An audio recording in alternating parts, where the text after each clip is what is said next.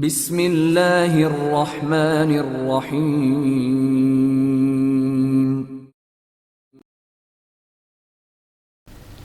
تاتار ڈیگرز Imran series, مصنف مظہر کلیم M.A۔ Madam زاں بڑی بے چینی کے عالم میں اپنے وسیع و عریض دفتر میں ٹہل رہی تھی۔ اس کے چہرے پر اس وقت شدید ترین اضطراب نظر آ رہا تھا۔ وہ بار بار اپنی مٹھیاں بھینچتی اور پھر کھولتی۔ اس کے چلنے سے باوجود فرش پر بچھے ہوئے قالین کے مسلسل دھم دھم کی آوازیں نکل رہی تھیں۔ اچانک میز پر پڑے ہوئے انٹرکام کی گھنٹی بج اٹھی اور مادام زاں نے جھپٹ کر ریسیور اٹھا لیا۔ یس، کیا ہوا؟ مادام زاں نے چیختے ہوئے پوچھا۔ کامیابی مادام، ہم اس کی قوت ارادی کو کچلنے میں کامیاب ہو گئے ہیں اور اب مشین نے اس پر کنٹرول کر لیا ہے۔ اب آپ اس سے پوچھ گچھ کر سکتی ہیں۔ دوسری طرف سے پال کی مسکراتی ہوئی آواز سنائی دی۔ اوہ گڈ بوائے، میں آ رہی ہوں، مادام زاں نے انتہائی اطمینان بھرے لہجے میں کہا اور ریسیور رکھ کر اس کے بند دروازے کی طرف بڑھ گئی۔ اب اس کے چہرے پر گہرے اطمینان کے تاثرات نمایاں تھے۔ تھوڑی دیر بعد وہ ایک بڑے کمرے میں داخل ہوئی تو اس نے کمرے کے ایک کونے میں ایک اسٹریچر پر پڑے ہوئے آدمی کو دیکھا جس کے جسم پر صرف ایک انڈرویئر تھا۔ یوں لگتا تھا جیسے اس آدمی پر انتہائی بے رحمانہ اور غیر انسانی تشدد کیا گیا ہو۔ اس کے سینے سے لے کر سر کے گرد ایک بڑا سا کینٹوک چڑھا ہوا تھا جو سیاہ رنگ کا تھا۔ اس کے سینے سے اوپر اور آدھے سے زیادہ بازو اس سیاہ کینٹوک کی وجہ سے نظر نہ آ رہے تھے، لیکن اس کے باقی جسم کی حالت سے ہی اندازہ ہو رہا تھا کہ کینٹوپ میں چھپے ہوئے اس کے جسم کی کیا حالت ہوگی۔ کینٹوپ کے ساتھ بے شمار رنگ برنگی تاریں منسلک تھیں جو ساتھ ہی موجود ایک قدرے آدم مشین میں غائب ہو رہی تھی جس پر بہت سے ڈائل تھے جو سب کے سب روشن تھے اور ان میں سوئیاں حرکت کر رہی تھیں۔ مشین کے قریب دو آدمی پال کے ساتھ موجود تھے۔ ایک طرف کرسی رکھی ہوئی تھی۔ مادام اس پر کرسی پر بیٹھ گئی۔ بہت تشدد کرنا پڑا ہے اس پر، مادام زاں نے اس آدمی کے جسم کو دیکھتے ہوئے کہا۔ یس مادام، انتہائی سخت جان آدمی ثابت ہوا ہے۔ اب بھی یہ مشین کے کنٹرول میں جس طرح آیا ہے ہم ہی جانتے ہیں، پال نے کہا اور ایک مشین کے ساتھ ہک سے منسلک ایک مائک اتار کر جس کے ساتھ لچھے دار تار تھی مادام کے ہاتھ میں دے دیا اور مادام نے اس کی سائڈ پر لگا ہوا بٹن دبا دیا تو مشین پر کئی رنگوں کے بلب تیزی سے جلنے بجھنے لگے۔ کیا نام ہے تمہارا؟ مادام نے سخت لہجے میں کہا۔ تموچن، مشین میں سے کھرکھراتی ہوئی سی آواز، ایک غیر انسانی آواز نکلی۔ یوں لگتا تھا کہ جیسے انسان کی بجائے مشین بول رہی ہو، اور واقعی تھا بھی ایسا ہی۔ اس مشین نے تموچن کے لاشعور کو کنٹرول میں کیا ہوا تھا۔ مادام جو سوال کرتی تھی وہ مشین مخصوص لہروں کے صورت میں تموچن کے لاشعور کو ٹٹولتی تھی اور پھر لاشعور سے اس سوال کا جواب نکال کر وہ خود جواب دیتی تھی۔ ایک لحاظ سے تموچن کا لاشعور مادام سے گفتگو کر رہا تھا اور وہ سب کچھ بتانے کے لیے مجبور تھا جو کچھ اس کی یادداشت کے ذخیرے میں محفوظ تھا۔ تموچن خود تو بے ہوش ہو چکا تھا، اس کے شعور کو معلوم ہی نہ تھا کہ اس کے ساتھ کیا ہو رہا ہے۔ تمہارا تعلق کس تنظیم سے ہے؟ مادام نے پوچھا۔ تاتار ڈیگرز سے، تموچن نے جواب دیا۔ کیا عہدہ ہے تمہارا؟ تفصیل بتاؤ، مادام نے پوچھا۔ میں سپلائی سیکشن کا چیف ہوں اور تاتار ڈیگرز کو اسلحہ سپلائی کرنا میرے سیکشن کی ذمہ داری ہے، تموچن نے جواب دیا۔ تمہیں پاک ایشیا میں دیکھا گیا تھا، تم وہاں کیوں گئے تھے؟ مادام نے پوچھا۔ میں پاک ایشیا سیکرٹ سروس کی امداد تاتار ڈیگرز کے لیے حاصل کرنے گیا تھا، تموچن نے جواب دیا۔ تمہارے ساتھ اور کون تھا اور تم کس سے ملے تھے اور کیا نتیجہ نکلا تمہارے وہاں جانے کا؟ مادام نے ہونٹ چباتے ہوئے پوچھا۔ میرے ساتھ ماکل تھا، ہم پاک ایشیا سیکرٹ سروس کے لیے کام کرنے والے ایجنٹ علی عمران سے ملے تھے۔ علی عمران سے طویل مذاکرات ہوئے اور اسے وعدہ کیا کہ وہ پاک ایشیا سیکرٹ سروس کے چیف کو امداد کی درخواست کرے گا اور اگر پاک ایشیا سیکرٹ سروس کسی مجبوری سے امداد نہ کر سکی تو وہ خود بہرحال تاتار ڈیگرز کے لیے کام کرے گا، تموچن نے جواب دیا۔ تمہارا ساتھی ماکل کہاں ہے؟ مادام نے پوچھا۔ اسے میں عمران کے پاس چھوڑ آیا ہوں، وہ ان کے ساتھ یہاں آئے گا، تموچن نے جواب دیا۔ مگر تاتار ڈیگرز کا تو خاتمہ کر دیا گیا ہے، پھر تم کس تاتار ڈیگرز کے لیے امداد لینے گئے تھے؟ مادام کے لہجے میں حیرت تھی۔ تاتار ڈیگرز ختم نہیں ہوئی، وہ موجود ہے، اس کا صرف سب ہیڈ کوارٹر اور 2 سیکشن ختم ہوئے ہیں، تموچن نے جواب دیا تو مادام بے اختیار اچھل پڑی۔ اس کا اصل ہیڈ کوارٹر کہاں ہے؟ چیف کون ہے؟ پوری تفصیل بتاؤ، مادام نے اس بار غصیلے لہجے میں کہا۔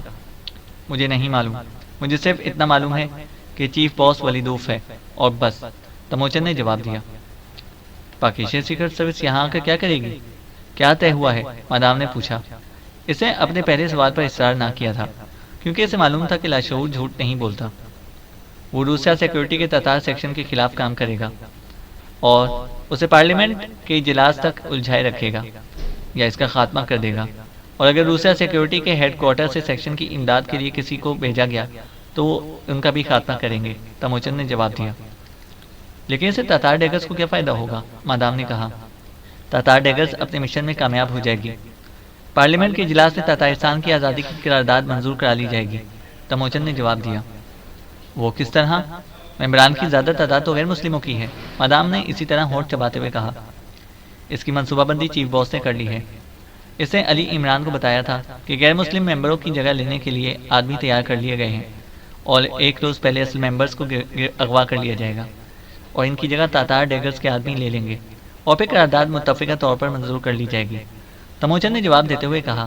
اور مادام نے پول کی طرف دیکھا تو پول نے اس بات میں سر ہلا دیا، کیونکہ پول پہلے ہی چیف کے سامنے اس قسم کی تجویز پیش کر چکا تھا۔ عمران نے ولیدوف سے کیسے بات کی تھی؟ مادام زاہ نے پوچھا۔ ٹرانسمیٹر پر، تموچن نے جواب دیا۔ تو مادام صاحب اختیار چونک پڑی۔ کس فریکوینسی پر؟ مادام نے پوچھا تو تموچن نے فریکوینسی بتا دی، اور مادام کے چہرے پر یکلخت مسرت کے تاثرات نمودار ہو گئے۔ پاک ایشیا سیکرٹ سروس یا عمران ماکل کے ساتھ کب آئے گا تاتارستان؟ مادام نے پوچھا۔ مجھے نہیں معلوم، بہرحال وہ جلد آئیں گے، تموچن نے جواب دیا۔ ماکل کا حلیہ تفصیل سے بتاؤ، مادام نے پوچھا، اور تموچن نے تفصیل کے ساتھ ماکل کا حلیہ بتا دیا۔ عمران کا حلیہ اور قد و قامت کی تفصیل بتاؤ، مادام نے پوچھا، اور تموچن نے عمران کا حلیہ اور قد و قامت کی پوری تفصیل بتا دی۔ ولیدوف کا حلیہ بتاؤ، مادام نے پوچھا۔ میں اس سے ایک بار ملا ہوں، اس کے چہرے پر کتاب تھی، تموچن نے جواب دیا۔ قد و قامت کی تفصیل بتاؤ، مادام نے پوچھا، اور تموچن نے تفصیل بتا دی، لیکن اس بار آواز مدھم تھی۔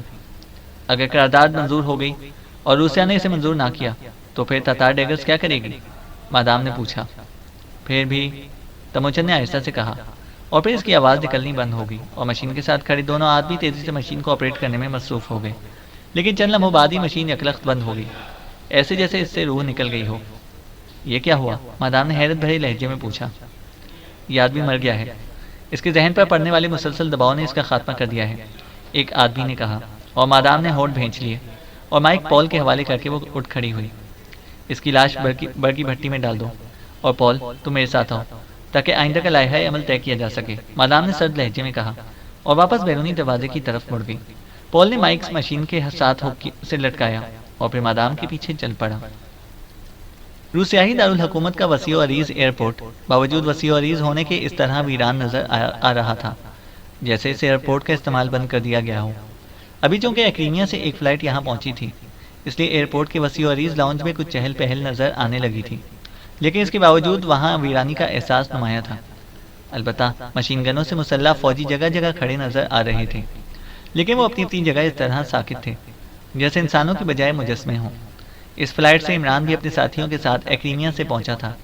کاغذات کے لحاظ سے ان کا تعلق ایکریمیا کی ایک مشہور یونیورسٹی سے تھا، اور وہ روسیا کے مطالعاتی دورے پر آئے تھے۔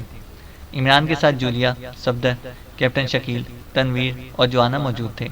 جوانا ان کے ساتھ ملازم کے طور پر آیا تھا اور سارا سامان اس نے اٹھایا ہوا تھا، جبکہ عمران اور باقی ساتھی اپنی شکل و صورت سے واقعی یونیورسٹی کے پروفیسرز لگ رہے تھے۔ صرف جولیا اپنے اصل حلیے میں تھی، لیکن کاغذات کے لحاظ سے اس کا تعلق بھی یونیورسٹی سے تھا۔ تھوڑی دیر بعد وہ سب چیکنگ کے مرحلے سے نکل کر ایئرپورٹ لاؤنج سے باہر آ گئے۔ سردی چونکہ کافی زیادہ تھی، اس لیے انہوں نے اوور کوٹ اور سروں پر گرم ٹوپیاں پہن رکھی تھیں، جبکہ جوانا کے جسم پر صرف سیاہ رنگ کا سوٹ تھا۔ اسے دونوں ہاتھوں میں بیگ اٹھائے ہوئے تھے۔ ایئرپورٹ میں سے باہر نکل کر انہوں نے 2 ٹیکسیاں انگیج کی، اور تھوڑی دیر بعد وہ روسیا کے مشہور گرینڈ ہوٹل میں پہنچ چکے تھے، جہاں ان کے کمرے یونیورسٹی کی طرف سے پہلے سے بک کرا دیے گئے تھے۔ کیا ہم براہ راست تاتارستان نہ جا سکتے تھے؟ وہاں بھی تو ایئرپورٹ ہوگا، تنویر نے کمرے میں پہنچتے ہوئے کہا۔ ہاں، ہمیں مقامی فلائٹ مل سکتی تھی، لیکن وہاں تاتار سیکشن نے انتہائی سخت نگرانی کر رکھی ہوگی، اس لیے ہماری کڑی نگرانی کی جاتی، اور ہم واقعی سوائے گھومنے پھرنے کے اور کچھ بھی نہ کر سکتے، عمران نے مسکراتے ہوئے جواب دیا۔ پھر اب کیا پروگرام ہے؟ جولیا نے پوچھا۔ ماکل ہم سے یہاں خود ہی رابطہ کرے گا۔ تاتارستان میں خفیہ طور پر ہمارے داخلے کے انتظامات اس کے ذمہ ہیں، عمران نے جواب دیا، اور سب ساتھیوں نے اس بات میں سر ہلا دیا۔ پھر جب تک وہ رابطہ کرے کیوں نہ دارالحکومت کی سیر ہی کر لی جائے، صفدر نے کہا، اور عمران نے اس بات میں سر ہلا دیا۔ لیکن اس سے پہلے کہ وہ کرسیوں سے اٹھتے، دروازے پر دستک ہوئی اور وہ سب چونک پڑے۔ یس کم ان، عمران نے اونچی آواز میں کہا۔ دوسرے لمحے دروازہ کھلا اور ایک ویٹر اندر داخل ہوا۔ اس نے ٹرے میں شراب کی 2 بوتلیں رکھی ہوئی تھیں اور 6 جام رکھے ہوئے تھے۔ ہم نے تو ابھی کوئی آرڈر نہیں دیا، عمران نے حیران ہو کر کہا۔ یہ ہوٹل کی طرف سے سب گاہکوں کو استقبالیہ کے طور پر پیش کی جاتی ہے جناب، اس کے چارجز نہیں لیے جاتے۔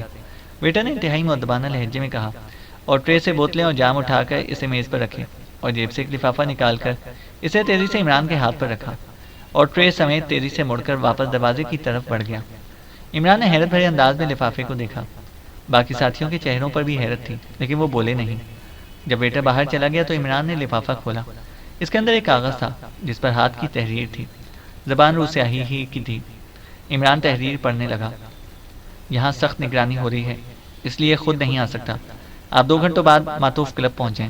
وہاں کاؤنٹر پر آپ سے میرا نام یعنی ماکل کہیں گے تو آپ کو ایک مخصوص کمرے میں پہنچا دیا جائے گا، وہاں تفصیل سے باتیں ہوں گی۔ میں نے سارا بندوبست کر لیا ہے، صرف آپ سے ڈسکس کرنا ہے۔ خط کو پڑھ کر جلا دیں، ماکل۔ اور عمران نے ایک طویل سانس لیتے ہوئے خط جولیا کی طرف بڑھا دیا اور خود اس نے شراب کی دونوں بوتلیں کھولیں، انہیں گلاسوں میں ڈالا۔ یہ گلاس دھونے پڑیں گے، عمران نے کہا، اور اس کے ساتھ ہی اسے شراب سے بھرے ہوئے 2 گلاس اٹھائے اور غسل خانے کی طرف بڑھ گیا، جبکہ باقی گلاس صفدر اور کیپٹن شکیل نے اٹھائے اور عمران کے پیچھے غسل خانے میں آ گئے۔ وہاں گلاس واش بیسن میں انڈیل کر وہ واپس آ گئے۔ اس دوران سارے ساتھی خط پڑھ چکے تھے۔ چلو اب سیر کرنے چلیں، یہاں بیٹھے ہی رہنے کا کوئی فائدہ نہیں، عمران نے کہا، اور سب سر ہلاتے ہوئے اٹھ کھڑے ہوئے۔ اور پھر ہوٹل سے باہر آ کر وہ سب پیدل چلتے ہوئے آگے بڑھ گئے۔ انہوں نے اپنی نگرانی چیک کرنے کی کوشش کی، لیکن کوئی آدمی نگرانی نہیں کرتا ہوا نظر آیا۔ بہرحال 2 گھنٹوں تک اسی طرح مختلف مارکیٹوں میں گھومنے پھرنے کے بعد وہ معطوف نامی کلب میں داخل ہو گئے۔ یہ کلب ایک سائٹ پر تھا اور وہ اسے پہلے دیکھ کر آگے بڑھ گئے تھے۔ کلب کا وسیع و عریض ہال تقریباً خالی پڑا ہوا تھا، البتہ کرسیوں پر اکا دکا آدمی بیٹھے ہوئے نظر آ رہے تھے جو سب مقامی تھے۔ ایک سائٹ پر کاؤنٹر تھا جس کے پیچھے ایک مقامی نوجوان کھڑا تھا۔ عمران اور اس کے ساتھی کاؤنٹر کی طرف بڑھے۔ نوجوان انہی کی طرف متوجہ تھا۔ ہم سیاح ہیں اور ہمارے ایک دوست مسٹر ماکل نے ہمیں آپ کے کلب کا پتہ بتایا تھا، عمران نے کاؤنٹر کے پیچھے کھڑے نوجوان سے کہا۔ جی ہاں، مسٹر ماکل ہمارے کلب میں مقیم ہیں۔ آپ دائیں ہاتھ پر جانے والے راستے پر آگے بڑھ جائیں، آخر میں سیڑھیاں اوپر کو جا رہی ہیں، پہلی منزل پر ان کا دوسرا کمرہ ہے، کمرے کا نمبر 4 ہے۔ مسٹر ماکل اندر موجود ہیں، ویسے اگر آپ کہیں تو میں فون پر ان کو آپ کی آمد کی اطلاع کر دوں، نوجوان نے مسکراتے ہوئے کہا۔ اس کی ضرورت نہیں ہے، ہم پہنچ جائیں گے، شکریہ، عمران نے کہا اور دائیں طرف جانے والی راستے کی طرف بڑھ گیا۔ سیڑھیاں چڑھنے کے بعد وہ اوپر والی منزل کی راہداری میں پہنچے تو صرف 4 نمبر کمرے کے دروازے پر تالا نظر نہ آ رہا تھا، جبکہ باقی تمام کمروں کے باہر تالے لگے ہوئے تھے، جبکہ 4 نمبر کمرے کی سائڈ پر ماکل کے نام کی چٹ بھی موجود تھی۔ عمران نے ایک لمحے کے لیے ادھر ادھر دیکھا، اس کے چہرے پر الجھن کے تاثرات نمایاں تھے۔ کیا بات ہے، تم الجھے ہوئے نظر آ رہے ہو، جولیا نے کہا۔ ہاں، مجھے محسوس ہو رہا ہے کہ ہم کسی جال میں پھنسنے جا رہے ہیں، عمران نے کہا۔ جال؟ کیسا جال؟ جولیا کے ساتھ باقی ساتھی بھی چونک پڑے۔ ذرا محتاط رہنا، عمران نے سب ساتھیوں سے کہا اور پھر ہاتھ اٹھا کے اس نے دروازے پر دستک دی۔ کون ہے؟ اندر سے ماکل کی آواز سنائی دی، اور چند لمحوں بعد دروازہ کھلا تو عمران کے سامنے ماکل کھڑا نظر آیا۔ آپ کون صاحبان ہیں؟ ماکل نے انتہائی حیرت بھرے لہجے میں انہیں دیکھتے ہوئے کہا۔ جنہیں ویٹر کے ذریعے اطلاع دی گئی تھی، عمران نے مسکراتے ہوئے کہا تو ماکل بے اختیار چونک پڑا۔ اوہ آپ آ جائیں جلدی، ماکل نے کہا اور تیزی سے ایک سائڈ پر ہو گیا۔ عمران اور اس کے ساتھی بڑے محتاط انداز میں اندر داخل ہوئے۔ یہ ایک چھوٹا سا کمرہ تھا جس میں ایک سائڈ پر ایک پلنگ موجود تھا، جبکہ دوسری سائڈ پر ایک گول میز اور اس کے گرد 8 عام سی کرسیاں موجود تھیں۔ ایک طرف وارڈروب الماری تھی، فرش پر سادہ قالین بچھا ہوا تھا۔ کمرے میں سوائے ماکل کے اور کوئی بھی موجود نہ تھا۔ بیرونی دروازے کے ساتھ ہی ایک طرف ہٹ کر باتھ روم کا دروازہ تھا۔ عمران اندر داخل ہوتے ہی باتھ روم کی دروازے کی طرف بڑھا اور اس نے باتھ کا دروازہ کھولا اور اندر سر کر کے اس نے جھانکا۔ دوسرے لمحے اس کے چہرے پر اطمینان کے تاثرات ابھر آئے کیونکہ باتھ خالی تھا۔ کیا آپ باتھ جانا چاہتے تھے؟ ماکل نے دروازہ بند کر کے مڑتے ہوئے کہا۔ نہیں، میں دیکھنا چاہتا تھا کہ اس کلب کے باتھ کس معیار کے ہیں، عمران نے مسکراتے ہوئے کہا اور پھر وہ اپنے ساتھیوں کے ساتھ کرسیوں کی طرف بڑھ گیا۔ اس کے چہرے پر بات کا جائزہ لینے کے بعد چونکہ اطمینان کے تاثرات ابھر آئے تھے، اس لیے وہ سب بھی مطمئن ہو گئے تھے۔ آپ کیا پینا پسند فرمائیں گے؟ عمران اور اس کے ساتھیوں کے کرسی پر بیٹھتے ہی ماکل نے ایک کونے میں موجود تپائی پر رکھے ہوئے فون کی طرف بڑھتے ہوئے پوچھا۔ کچھ نہیں، تم یہاں آ کر بیٹھو اور ہمیں بتاؤ کہ تم نے کیا انتظامات کر رکھے ہیں، عمران نے مسکراتے ہوئے کہا۔ سوری، مجھے بہرحال آرڈر تو دینا ہی ہوگا کیونکہ کلب والوں کو معلوم ہے کہ اس کمرے میں مہمان آئے ہیں، ماکل نے کہا اور ریسیور اٹھا کر اس نے ایک نمبر پریس کر دیا۔ 6 اورنج جوس بھجوا دو میرے کمرے میں، ماکل نے کہا اور ریسیور رکھ کر وہ عمران اور اس کے ساتھیوں کی طرف مڑا ہی تھا کہ یکلخ سرر کی تیز آواز کے ساتھ ہی شفاف شیشے کی چادروں کا بنا ہوا ایک گول چکر عمران اور اس کے ساتھیوں کے گرد زمین سے نمودار ہوا اور چھت میں غائب ہو گیا۔ ابھی وہ سنبھلے بھی نہ تھے کہ اس گولے میں یکلخ نیلے رنگ کی گیس پھیل گئی۔ یہ گیس اس قدر زود اثر تھی کہ گو عمران نے لاشعوری طور پر اپنا سانس روک لیا تھا، لیکن اس کے باوجود پلک جھپکنے میں اس کے ذہن پر سیاہ چادر پھیلتی چلی گئی، اور جب اس کے ذہن میں روشنی کی لکیریں سی پھیلیں تو اس کا شعور آہستہ آہستہ جاگنے لگا۔ اس کی آنکھیں ایک جھٹکے سے کھلیں اور اس کے ساتھ ہی اس کے منہ سے بے اختیار ایک طویل سانس نکل گیا۔ اسے گردن گھما کر ادھر ادھر دیکھا۔ وہ بغیر بازو والی کرسی پر بیٹھا ہوا تھا اور رسی کی مدد سے اس کے جسم کو کرسی کے ساتھ باندھ دیا گیا تھا۔ ساتھ ہی ایسی کرسیوں پر اسی انداز میں بندھے ہوئے اس کے ساتھی بھی بیٹھے ہوئے تھے، اور ایک مقامی نوجوان ہاتھ میں ایک شیشی پکڑے اسے عمران کے ساتھ بیٹھے ہوئے تنویر کی ناک سے لگائے ہوئے تھا۔ پھر وہ آگے بیٹھے ہوئے صفدر کی طرف بڑھ گیا۔ یہ ایک خاصا بڑا ہال نما کمرہ تھا جس کی ایک سائڈ پر قد آدم مشین کھڑی تھی، جس کے ساتھ اسٹریچر بھی رکھا ہوا تھا۔ مشین سرخ رنگ کے کور سے ڈھکی ہوئی تھی۔ کمرے کی دیواروں کے ساتھ تشدد کرنے والے قدیم آلات کے ساتھ ساتھ ایسی مشینری بھی موجود تھی جیسے ٹارچر مشینری کہا جاتا تھا۔ عمران نے بے اختیار ایک طویل سانس لیا۔ وہ سمجھ گیا تھا کہ اس کی چھٹی حص نے تو اسے صحیح وقت پر آگاہ کر دیا تھا، لیکن وہ خود ہی خطرے کو سمجھ نہ سکا تھا۔ اس کا مطلب ہے کہ ماکل دشمنوں سے مل گیا ہے، عمران نے بے اختیار بڑبڑاتے ہوئے کہا تو جولیا کی ناک سے شیشی لگائے ہوئے نوجوان عمران کی بڑبڑاہٹ کی آواز سن کر تیزی سے مڑا۔ تمہیں ہوش آ گیا؟ اس قدر جلدی کیسے آ گیا؟ 10 منٹ بعد ہوش میں آنا تھا، نوجوان نے حیرت بھرے لہجے میں کہا۔ اپنے اپنے مقدر کی طرح وقت بھی اپنا اپنا ہوتا ہے مسٹر۔ ہو سکتا ہے تمہارے 10 منٹ میرے 10 منٹوں سے زیادہ طویل ہوں۔ ویسے کیا تم بتا سکتے ہو کہ ہماری میزبانی کا شرف کسی شخصیت کو حاصل ہوا ہے؟ عمران نے کہا تو نوجوان نے شیشی جولیا کی ناک سے ہٹائی اور دوسرے ہاتھ میں موجود ڈھکن شیشی پر لگا دیا اور پھر اسے جیب میں ڈال کر عمران کی طرف بڑھ آیا۔ تم واقعی بہادر آدمی ہو جو اس حالت میں بھی تمہاری طرح مذاق کی حص قائم ہے، ورنہ عام آدمی تو ہوش میں آنے کے بعد اپنی اس حالت کو دیکھ کر یقیناً چیخو پکار شروع کر دیتا ہے۔ بہرحال مجھے تم جیسے بہادر آدمی کی موت پر افسوس رہے گا۔ میں تمہیں بتا دیتا ہوں کہ تم اس وقت روسیا کے سیکیورٹی کے تتار سیکشن کی انچارج مادام زاں کی قید میں ہو، نوجوان نے کہا۔ مطلب ہے عمر قید؟ لیکن مادام کی عمر کیا ہے؟ عمران نے مسکراتے ہوئے کہا تو نوجوان چند لمحے حیرت سے عمران کو دیکھتا رہا جیسے اس کے فکرے پر غور کر رہا ہو۔ عمر قید؟ مادام کی عمر؟ کیا مطلب؟ کیا میں غلط سمجھا ہوں؟ تمہارا دماغ خراب ہو گیا ہے؟ نوجوان نے کہا۔ بھائی، عورتوں کی قید جسے عام لوگ شادی کہتے ہیں عمر قید ہی ہوتی ہے، اور مادام کا لفظ کسی عورت ہی کو دیا جاتا ہے، اور مادام کی عمر اس لیے پوچھا ہوں کہ مجھے اندازہ ہو سکے کہ عمر قید بمشقت ہوگی یا نہیں، عمران نے کہا تو اس بار وہ نوجوان بے اختیار ہنس پڑا۔ تم تو بہت گہرے آدمی ہو، بہت خوب۔ مادام ادھیڑ عمر ہیں، اور فکر نہ کرو تمہاری عمر بہت کم رہ گئی ہے۔ مادام قیدیوں کا زیادہ دیر زندہ رہنا پسند نہیں کرتی، نوجوان نے جواب دیا۔ تمہارا نام کیا ہے اور کیا تم بھی تتار سیکشن سے متعلق ہو؟ عمران نے کہا۔ میرا نام آندرے ہے اور میرا تعلق اس عمارت سے ہی ہے۔ اسے ہم زیرو ہاؤس کہتے ہیں۔ یہاں آ کر بڑے بڑے بہادر زیرو ہو کر رہ جاتے ہیں، لیکن مادام انتہائی رحم دل عورت ہے، وہ کسی کی تکلیف برداشت نہیں کر سکتی، اس لیے ٹارچنگ کا سارا کام اس کے اسسٹنٹ پال کے ذریعے کیا جاتا ہے، اور اگر مقابل کی قوت ارادی بے حد مضبوط ہو تو پھر بے پناہ تشدد سے اس کی قوت ارادی کو توڑ کر اسے اس مشین میں رکھ کر اس کے لاشعور کو کنٹرول کیا جاتا ہے اور اسے ساری معلومات حاصل کر لی جاتی ہیں۔ ویسے عام طور پر اس کی ضرورت نہیں پڑتی، بڑے بڑے بہادر چند منٹوں بعد ہی طوطے کی طرح بولنا شروع کر دیتے ہیں۔ البتہ ایک آدمی کی قوت ارادی دیکھ کر میں پوری زندگی میں متاثر ہوا ہوں۔ وہ تاتار ڈیگرز کے کسی سیکشن کا چیف تھا، اس کا نام تموچن تھا۔ اس پر اس قدر بے رحمانہ تشدد اور خوفناک حد تک غیر انسانی تشدد کرنا پڑا کہ میں نے آج تک اس قدر تشدد کسی انسان پر ہوتے ہوئے نہیں دیکھا۔ پھر جا کر اس کی قوت ارادی ٹوٹی اور اسے لاشعور چیکنگ مشین میں ڈال کر چیکنگ کی گئی، اور تب اس نے تمہارے متعلق اور ماکل کے متعلق بتایا، آندرے نے کہا۔ ماکل کیا تمہارا ساتھی ہے؟ عمران نے کہا۔ ارے نہیں، تموچن نے بتایا کہ ماکل تم لوگوں کے ساتھ آئے گا۔ اس کا حلیہ وغیرہ معلوم کر لیا گیا اور سخت ترین چیکنگ شروع کر دی گئی۔ پھر ایک پہاڑی علاقے میں اسے تاتارستان میں داخل ہوتے وقت گرفتار کر لیا گیا، اور اس کے بعد ماکل کو بھی یہاں لایا گیا، مگر ماکل اس قدر سخت دیان ثابت نہ ہوا جس قدر وہ تموچن تھا۔ جلدی اس نے تم لوگوں کے متعلق تمام تفصیلات بتا دی۔ ماکل کا ایک جڑواں بھائی بھی تھا جس کی شکل و صورت، انداز، آواز، لہجہ، چال سب کچھ ماکل جیسا ہی تھا۔ وہ ایک آئل فیکٹری میں ملازم تھا۔ اسے ساتھ ملایا گیا اور اسے فیکٹری کے مینیجر کا عہدہ دینے کا وعدہ کیا گیا تو ماکل کے طور پر کام کرنے پر رضامند ہو گیا۔ اصل ماکل نے بتا دیا تھا کہ تم لوگ یہاں آنے سے پہلے ایکریمیا جاؤ گے اور پھر وہاں سے ایکریمین میک اپ میں یہاں پہنچو گے۔ تم نے شاید ماکل سے یہ طے کیا تھا کہ تم گرینڈ ہوٹل میں ٹھہرو گے اور ماکل وہاں تم سے خود رابطہ کرے گا اور پھر وہ تمہیں تاتارستان پہنچائے گا۔ چونکہ تم انتہائی خطرناک ایجنٹ تھے، اس لیے مادام زان نے تمہاری گرفتاری کے لیے خصوصی انتظامات کیے۔ ماکل کے جڑواں بھائی کو اسی لیے اکیلے بھیجا گیا اور تم آسانی سے قابو میں آ گئے، آندرے نے تفصیل بتاتے ہوئے کہا۔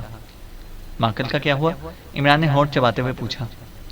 تموچن کی طرح اس کی لاش بھی برقی بھٹی کے سپرد کر دی گئی، آندرے نے جواب دیتے ہوئے کہا۔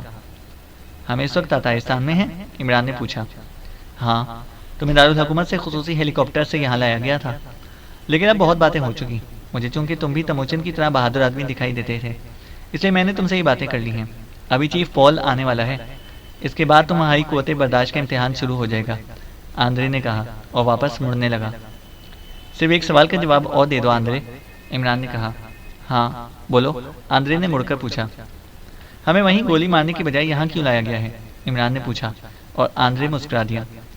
مجھے تفصیل کا تو علم نہیں ہے، صرف اتنا معلوم ہے کہ دوسرا سیکیورٹی کے چیف نے حکم دیا ہے کہ تمہاری اصلیت کو سامنے لا کر تمہیں عالمی پریس کے سامنے لے کر آیا جائے، تاکہ پوری دنیا کو معلوم ہو سکے کہ پاک ایشیا کے ایجنٹ روسیا کے خلاف کس طرح سازشیں کرنے میں مصروف ہیں، آندرے نے جواب دیا، اور اس کے ساتھ ہی وہ تیزی سے مڑا اور سامنے موجود بند دروازے کی طرف بڑھتا چلا گیا۔ اس نے دروازہ کھولا اور باہر چلا گیا۔ یہ سب کیا ہے عمران صاحب؟ صفدر نے آندرے کے باہر جاتے ہی پوچھا۔ صفدر اور کیپٹن شکیل اس دوران ہوش میں آ چکے تھے، جبکہ باقی ساتھی ابھی تک بے ہوش تھے۔ تموچن اور ماکل پکڑے گئے تھے، عمران نے کہا، اور اس کے ساتھ ہی اس نے مختصر طور پر آندرے سے ہونے والی گفتگو بھی انہیں سنا دی۔ تو اب کیا کرنا ہے؟ آپ نے رسیاں تو کاٹ ہی لی ہوں گی، صفدر نے مسکراتے ہوئے کہا۔ میرے ناخنوں سے بلیڈ اتار لیے گئے ہیں۔ یہ بھی تمہاری طرح سیکرٹ سروس کے تربیت یافتہ افراد ہیں، عام مجرم نہیں ہیں، عمران نے مسکراتے ہوئے کہا۔ اوہ ویری بیڈ، پھر تو مسئلہ بن گیا، صفدر نے پریشان سے لہجے میں کہا۔ مسئلے کا حل ہمارے پاس موجود جوانہ کی شکل میں ہے، اس کے لیے یہ رسیاں کوئی حیثیت نہیں رکھتی۔ ان لوگوں کو اندازہ ہی نہیں ہے کہ جوانہ کے جسم میں کس قدر طاقت اور قوت بھری ہے، عمران نے مسکراتے ہوئے کہا، اور صفدر نے اس بات میں سر ہلا دیا۔ جوانہ ابھی تک بے ہوش تھا، جبکہ اب تنویر ہوش میں آ رہا تھا، اور پھر ایک ایک کر کے وہ سب ہوش میں آتے چلے گئے، اور ظاہر ہے کہ عمران کو سوائے جوانہ کے باقی سب کو بائی بائی صورتحال بتانا پڑی۔ جوانہ نے ہوش میں آ کر کوئی سوال نہ کیا، بلکہ اسے جسم کو جھٹکے دینا شروع کر دیا، اور چند لمحوں بعد ہی تڑتڑاہٹ کی آوازوں کے ساتھ ہی اس کے جسم کے گرد بندھی ہوئی رسیاں یکلخت ڈھیلی پڑ گئیں۔ دیکھا صفدر، مسئلہ حل ہو گیا نا، عمران نے مسکراتے ہوئے کہا، اور صفدر نے اس بات میں سر ہلا دیا۔ ماسٹر، یہ رسیاں ہیں یا دھاگے؟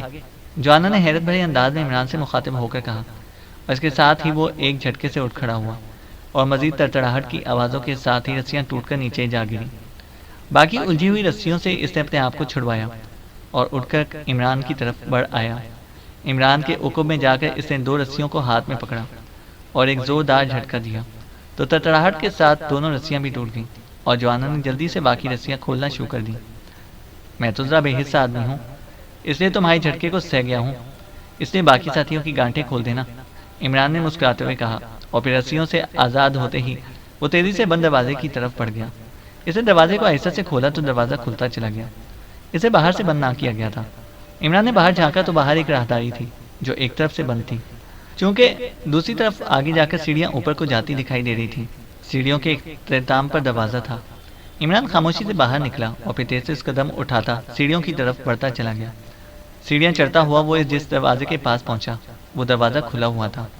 ظاہر ہے کہ تتار سیکشن کے مطابق وہ رسیوں سے بندھے ہوئے اور بے بس تھے، اس لیے دروازہ بند کرنے کا خیال کسی کو بھی نہ آیا تھا۔ عمران نے سر باہر نکال کر جھانکا تو باہر ایک اور راہداری تھی جس میں واقعی ایک دروازہ کھلا ہوا تھا، اور اس میں سے روشنی نکل کر باہر راہداری میں پڑ رہی تھی۔ اس راہداری میں آ کر پنجوں کے بل چلتا ہوا دروازے کی طرف بڑھنے لگا۔ اسی لمحے سے کمرے سے ٹیلی فون کی گھنٹی بجنے کی آواز سنائی دی، اور ریسیور اٹھائے جانے کی آواز بھی آئی۔ یس، آندرے اسپیکنگ، آندرے کی آواز سنائی دی، اور عمران دروازے کی سائڈ پر رک گیا۔ یس باس، وہ ہوش میں آ چکے ہیں، آپ کے حکم پر میں نے انہیں اینٹی سیرم سنگھا دیا تھا، لیکن باس ان میں سے ایک آدمی مجھے تموچن کی طرح انتہائی قوت ارادی والا لگتا ہے، کیونکہ وہ سیرم سنگھانے کے چند ہی منٹ بعد ہوش میں آ گیا تھا اور بڑے مزاحیہ انداز میں باتیں کر رہا تھا۔ آندرے کی آواز سنائی دی۔ دوبارہ بے ہوش کر دوں؟ وہ کیوں باس؟ آندرے کی انتہائی حیرت بھری آواز سنائی دی۔ عمران کو دوسری طرف سے آتی ہوئی آواز سنائی نہ دے رہی تھی، اس لیے وہ صرف آندرے کی گفتگو ہی سن رہا تھا۔ اوہ اچھا باس، ویسے باس وہ رسیوں سے جکڑے ہوئے ہیں، اگر ہوش میں بھی رہیں گے تو وہ بھی کیا کر لیں گے؟ آندرے نے جواب دیا۔ اوکے باس، جیسے آپ کا حکم، چند لمحوں میں بعد آندرے کی آواز سنائی دی اور پھر ریسیور رکھے جانے اور کرسی کھسکنے کی آواز اکٹھے ہی سنائی دی اور عمران نے پشت دیوار کے ساتھ لگا دی۔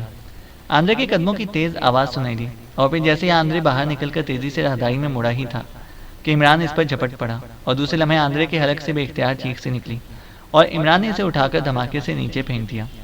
وہ ساکت ہو چکا تھا۔ عمران نے باقی پلک جھپکنے سے بھی کم عرصے میں اس کے سر اور گردن کو پکڑ کر مخصوص انداز میں جھٹکا دے کر اسے بے ہوش کر دیا تھا۔ آندرے کو نیچے پھینک کر عمران تیزی سے اس کمرے میں پہنچا، لیکن کمرہ خالی تھا۔ ویسے بھی اس عمارت میں ایسی خاموشی تھی کہ عمران سمجھ گیا کہ اس وقت وہاں آندرے اکیلا ہوگا۔ اس نے جھک کر فرش پر بے ہوش پڑے آندرے کو اٹھا کر کاندھے پر ڈالا اور واپس اس طرف کو چل پڑا جدھر سے آیا تھا۔ اس کے سارے ساتھی اوپر آ چکے تھے۔ عمران نے سیڑھیاں اترتے ہوئے چونکہ انہیں آواز دے دی تھی، اس لیے وہ سب مطمئن تھے، ورنہ شاید وہ عمران پر حملہ کر دیتے۔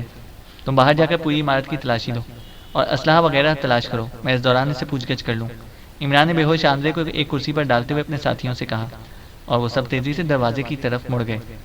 جوانا، اسے رسی سے باندھ دو، عمران نے جوانا سے مخاطب ہو کر کہا اور جوانا سر ہلاتا ہوا آگے بڑھا اور پھر اس نے کرسی کے نیچے پڑی ہوئی رسی کو اٹھا کر آندرے کے جسم کو کرسی کے ساتھ باندھ دیا۔ عمران نے ایک ہاتھ سے آندرے کا سر پکڑا اور دوسرا ہاتھ اس کے کاندھے پر رکھ کر اسے مخصوص انداز میں اس کے سر کو جھٹکا دیا اور پھر ہاتھ پیچھے کر لیا۔ چند لمحوں بعد آندرے کی آنکھیں خود بخود ایک جھٹکے سے کھل گئیں اور اس کے منہ سے بے اختیار کراہ سی نکلی۔ اس کے جسم نے ایسی حرکت کی جیسے لاشعوری طور پر وہ دونوں ہاتھ اٹھا کر اپنی گردن کو مسلنا چاہتا ہوں، لیکن جیسے ہی اسے اپنے بندے ہونے کا احساس ہوا اس کی آنکھوں میں یکلخت چمک سی ابھر آئی۔ تم اور آزاد؟ اوہ اوہ، یہ سب کیسے آزاد؟ آندرے نے انتہائی حیرت بھرے لہجے میں عمران کو دیکھنے کے بعد سر گھما کر ساتھ موجود دوسری خالی کرسیوں کی طرف دیکھتے ہوئے کہا، یہ میرے ساتھ جو صاحب کھڑے ہیں نا، یہ اصل میں دیو ہیں، لیکن میری خاطر انہوں نے اپنے آپ کو انسانی جسم میں محدود کر رکھا ہے، اور اتنا تو تم سمجھ سکتے ہو کہ ایک دیو کے لیے تمہاری یہ رسیاں کیا حیثیت رکھتی ہیں۔ عمران نے مسکراتے ہوئے ساتھ کھڑے جوانا کی طرف اشارہ کرتے ہوئے کہا اور آندرے نے بے اختیار ہونٹ بھینچ لی۔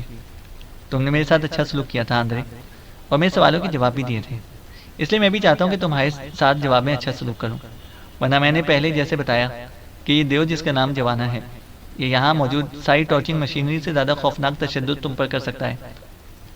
عمران نے اکلک سنجیدہ لہجے میں کہا۔ تم کیا چاہتے ہو؟ آندرے نے کہا۔ میں نے فون پر تمہاری باتیں سنی ہیں، لیکن دوسری طرف سے آنے والی آواز میرے کانوں تک نہیں پہنچ سکی، اس لیے پہلے تم یہ بتاؤ کہ تم کس سے بات کر رہے تھے؟ عمران نے کہا۔ چیف پال کا فون تھا، اس نے بتایا کہ مادام زاں ولیدوف کی گرفتاری کے سلسلے میں بے حد مصروف ہیں، اس لیے فی الحال وہ یہاں نہیں آ سکتی۔ چیف نے مجھے حکم دیا کہ میں جا کر تم لوگوں کو فوراً بے ہوش کر دوں۔ آندرے نے جواب دیا اور عمران ولیدوف کا نام آندرے کی زبان سے سن کر بے اختیار چونک پڑا۔ تو مادام زاں کو ولیدوف کے متعلق بھی معلوم ہو گیا ہے؟ عمران نے ہونٹ چباتے ہوئے کہا۔ ہاں، تموچن نے لاشعوری کیفیت میں خود بتایا تھا کہ تاتار ڈیگرز کا اصل سربراہ ولیدوف ہے، اس نے اس کی ٹرانسمیٹر فریکوینسی بھی بتا دی تھی، تب سے مادام اس کی گرفتاری کے چکر میں مصروف ہے۔ آندرے نے جواب دیا۔ تمہارا سیکنڈ چیف پال کہاں ہے اور اس کا سیکشن ہیڈ کوارٹر کہاں پر ہے؟ عمران نے پوچھا۔ اگر تم یقین کرو تو سچی بات یہی ہے کہ مجھے نہ تو ہیڈ کوارٹر کا علم ہے اور نہ ہی چیف پال کے آفس کا۔ میں اس عمارت کا انچارج ہوں اور یہاں صرف ٹارچنگ سیل ہے۔ سیکشن میں اس بات کو انتہائی راز رکھا جاتا ہے کہ ہیڈ کوارٹر سے تعلق رکھنے والے افراد کے علاوہ اور کسی کو ہیڈ کوارٹر کا علم نہ ہو، اور اگر یقین نہ کرو تو تمہاری مرضی، آندرے نے جواب دیتے ہوئے کہا۔ تمہارا لہجہ بتا رہا ہے کہ تم سچ کہہ رہے ہو۔ بہرحال تم فون نمبر تو جانتے ہی ہوگے، عمران نے مسکراتے ہوئے کہا۔ ہاں، وہ میں جانتا ہوں اور بتا بھی دیتا ہوں، لیکن یہ بتا دوں کہ جہاں سے بھی ہیڈ کوارٹر فون کیا جاتا ہے اس کی چیکنگ باقاعدہ کمپیوٹر سے کی جاتی ہے۔ سیکشن سے تعلق رکھنے والے ہر چھوٹے بڑے فرد کی آواز باقاعدہ اس کمپیوٹر میں فیڈ شدہ ہوتی ہے، اس لیے اگر غلط آدمی فون کرے تو اس فون کو نہ صرف چیک کر لیا جاتا ہے بلکہ کمپیوٹر ہیڈ کوارٹر کو اس بات سے آگاہ بھی کر دیتا ہے کہ فون کہاں سے کیا جا رہا ہے۔ اس کے بعد تم جانتے ہو کہ سیکشن کا ایکشن گروپ فوری حرکت میں آ جاتا ہوگا، آندرے نے جواب دیتے ہوئے کہا۔ کیا تم مستقل طور پر یہیں رہتے ہو؟ عمران نے پوچھا۔ نہیں، میرا فلیٹ ویسٹ کوف ہاؤسنگ چیمبرز میں ہے، میں صبح یہاں ڈیوٹی پر آتا ہوں اور شام کو یہاں سے چلا جاتا ہوں، آندرے نے جواب دیتے ہوئے کہا۔ آج کے متعلق تمہیں کیا حکم دیا گیا ہے؟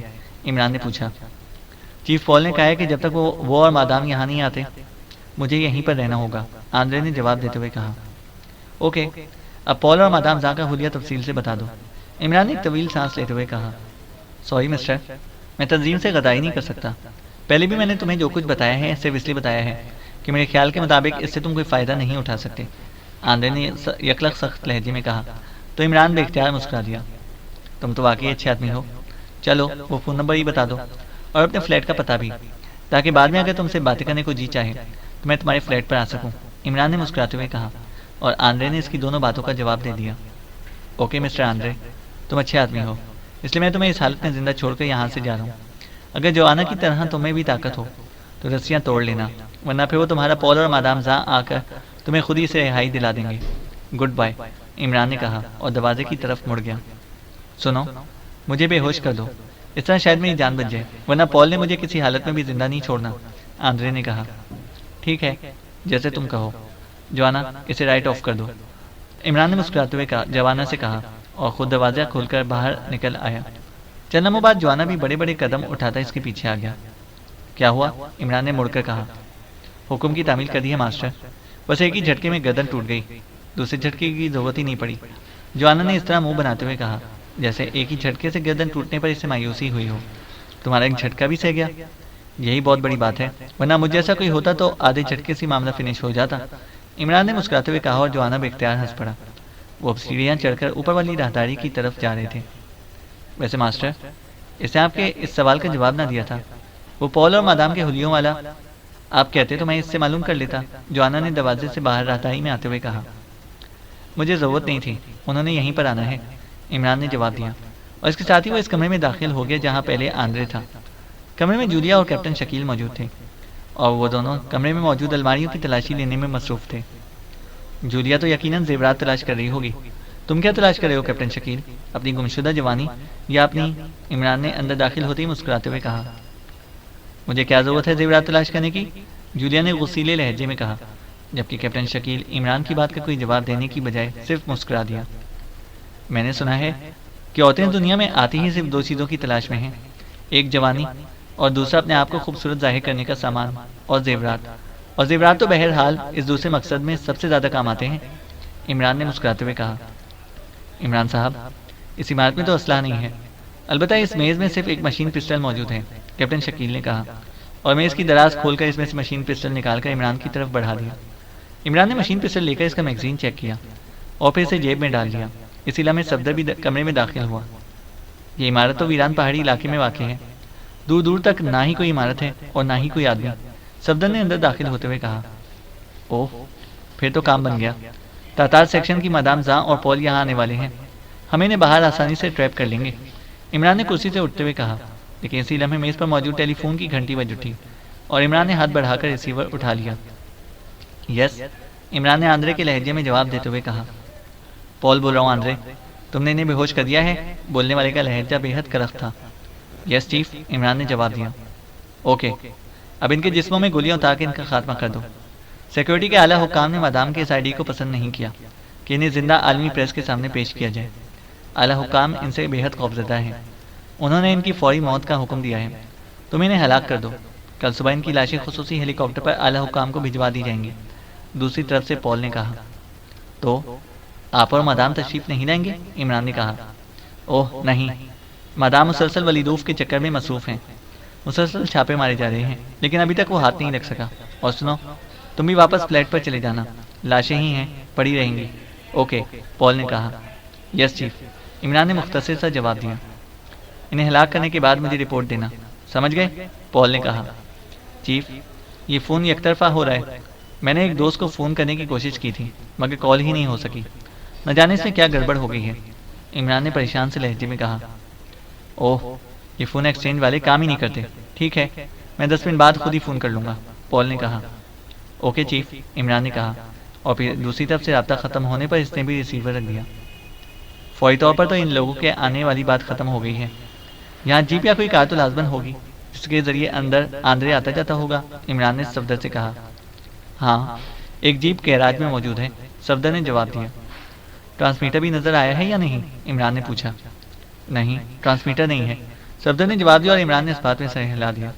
اور پھر واقعی 10 منٹ بعد فون کی گھنٹی ایک بار پھر بج اٹھی اور عمران نے ہاتھ بڑھا کر ریسیور اٹھا لیا۔ آندرے بول رہا ہوں چیف، عمران نے کہا۔ کیا ہوا آندرے؟ دوسری طرف سے پول کی آواز سنائی دی۔